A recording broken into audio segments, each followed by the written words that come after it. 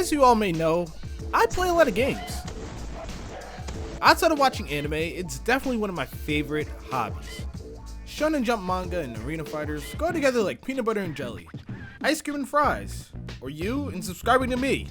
But recently, arena fighters have gotten a really bad reputation.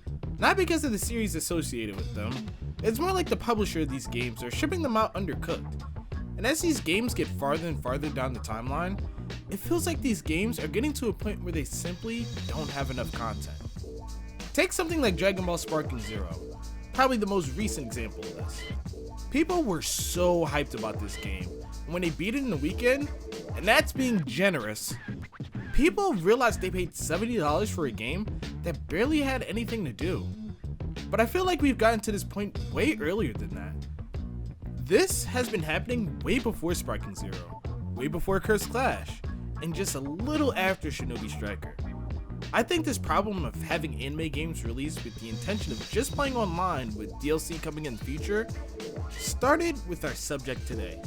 The first and only game in its series, One Punch Man, a hero nobody knows. This game has intrigued me for a very long time because it's like Bandai completely swept it under the rug, and it still holds that reputation of the worst anime game of all time, which is a pretty lofty title. This doesn't feel like a Jump Force situation where it felt like they were proud of this huge project and it just fell on its face. This feels like they didn't care from the start. But before we keep going, you may not be able to end a fight in one punch like Saitama, but you can take one click to subscribe to the channel.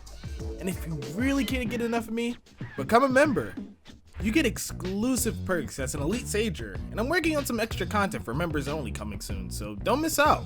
Okay? Let's keep going. So One Punch Man as a whole has kind of been in purgatory since like 2020. I remember in 2016, there was so much hype around the series. It was so simple to get into, and at the same time, really funny. I know at one point my dad really enjoyed the series because of how simple the premise was, as well as being a spectacle to look at. So naturally, the series became super popular. But the show only had 12 episodes, which honestly left people clamoring for more. By the time season 2 came out, not only was there a 3-year gap, which isn't egregious if we look at how well the first season was animated, but it had a completely different animation studio. And don't get me wrong, different doesn't always mean bad, but if you take a shot from the first season and then compare it to the second season, that shit does not look good. Of ass. I think I ended up liking the second season by the end, but I think it was solely because of the cliffhanger they leave you on, and they made it seem like season 3 was right around the corner. 5 years!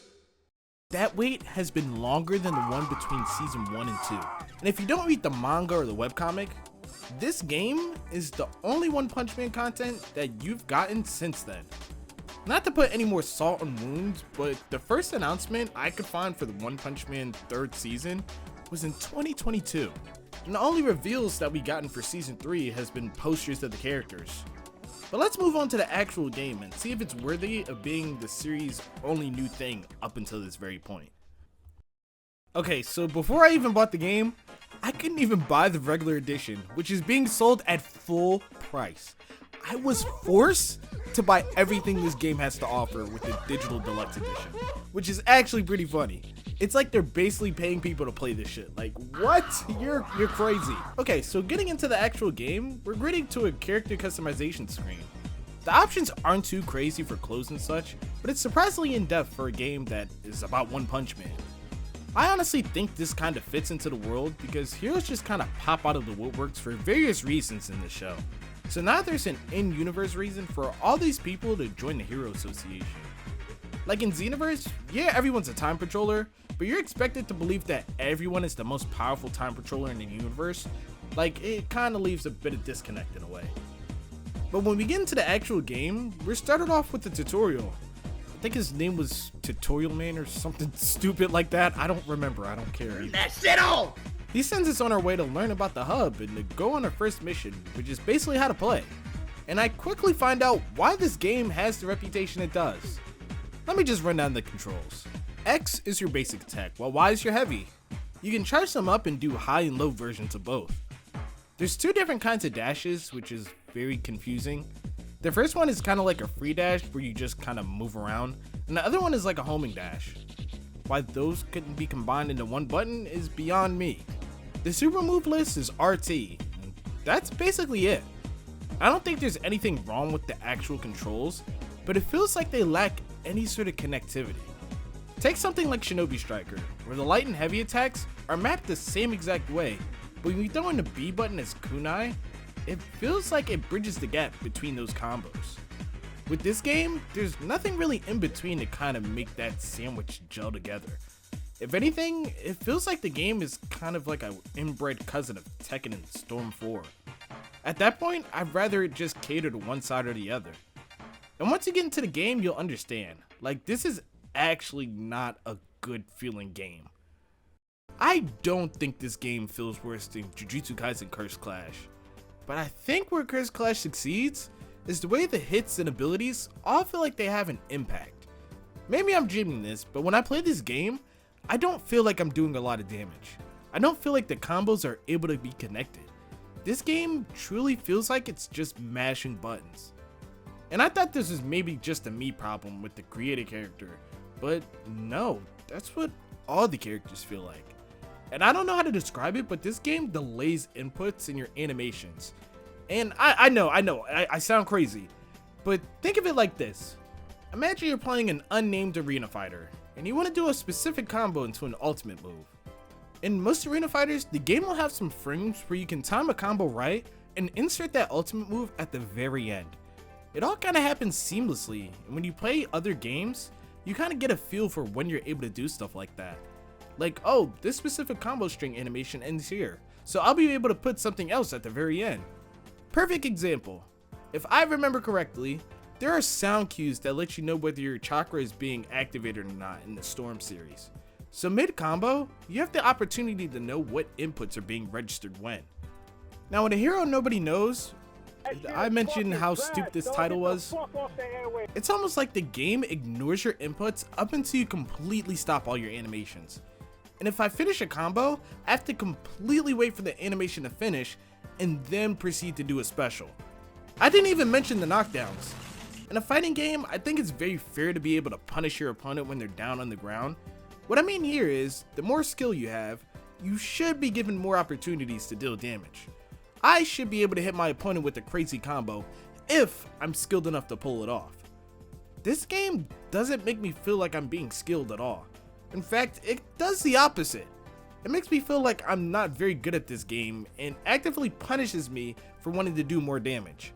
You can't do any damage when the enemy is knocked down after a single combo, so a lot of the game feels like you're stopping and going, waiting for a person to get up and then continuing until the match is over.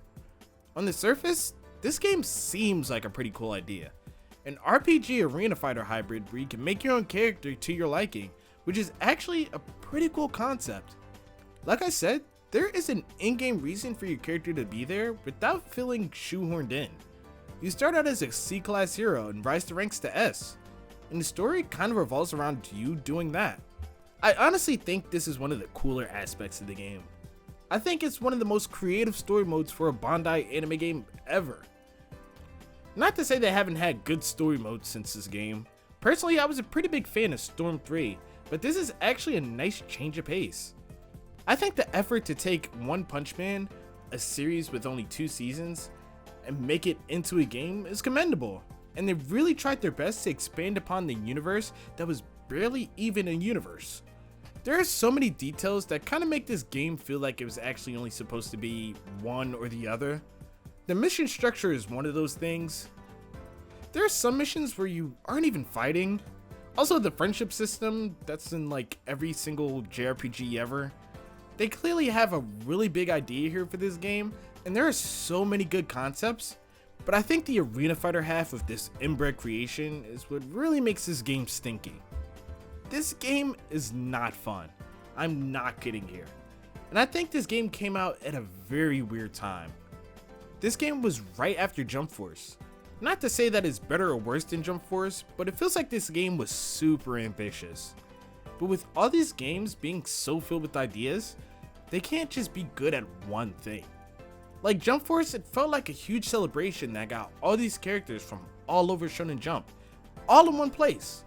But then the gameplay felt clunky, the story wasn't that great, most of the game wasn't received well at all. This game feels like it was made without a true identity. Bandai wanted to make a game that had different elements from different genres, but that caused this game to have a lot of variety, but not be good at anything. Not to say that this game was completely terrible. I think that this game had some great ideas, from the hero system to the plot in general. This game truly feels like Bandai was at his lowest and least confident as a publisher. I think that this game is the genesis of what type of games we get now. I feel like anime games are super safe, and there's nothing done with them in any sort of meaningful way. Time and time again, I talk about games that end up being malnourished, but for One Punch Man, a hero nobody knows, there's a lot of stuff to do. But in all honesty, this game is just not good at executing those things. Like, there's potential here, truly. I think this game shouldn't be viewed as a failure, just something to improve on as Bandai publishes new games. I think this was the straw that broke the camel's back. Bandai has been so scared to try new things with their anime games that they just strip away anything that can make a game unique and give us the bare bones. And this isn't out of greed, debatably, or malice, or even negligence. These guys are just scared out of their minds to make something that everyone will like. And I'm not saying reinvent the wheel here. Not every game from this point forward needs to be the most revolutionary thing ever, or has to have groundbreaking mechanics. I just want them to try something a bit different. Be experimental. When you look back at older anime games, people have fondness not only for the core gameplay, people usually think about the fun game modes they were able to play along with it. Go back and understand what worked about these games, what makes them so iconic in the first place, and then add some new spin on it. There's been so many leaps in technology that hardware isn't necessarily an issue anymore. So just throw shit at the wall. Make arena fighters worth our time again. They are basically begging people to play this game. This game is terrible. Oh my gosh.